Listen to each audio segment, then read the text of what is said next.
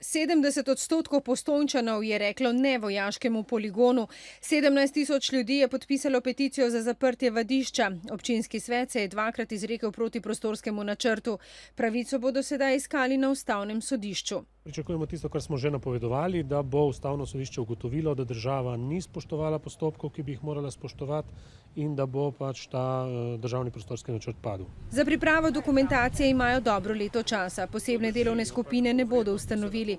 Preverjajo tudi stališča civilnih iniciativ, a ta so že nekaj let jasna.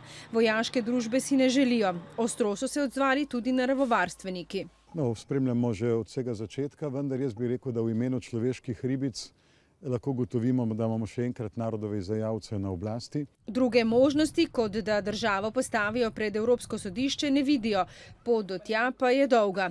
Domačini so za začetek spisali poziv in ga razposlali na pristojne organe. Zame osebno je Slovenska vojska, kot tudi vsi njihovi zavezniki preko NATO, ena vojska, ki je udrla na teritorij brez našega soglasja, celo proti našim zahtevam, proti volji ljudstva. V vojski menijo drugače. Z domačini se pogovarjamo, jih razumemo, nasprotuje nam le peščica ljudi, pravijo.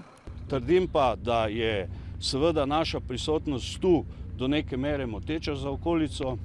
Priznavam oziroma se spopadam z vrsto različnih problemov, ki jih pa v dialogu sproti z prebivalci tudi rešujemo. Zadnjo besedo bo v tem primeru torej imelo ustavno sodišče.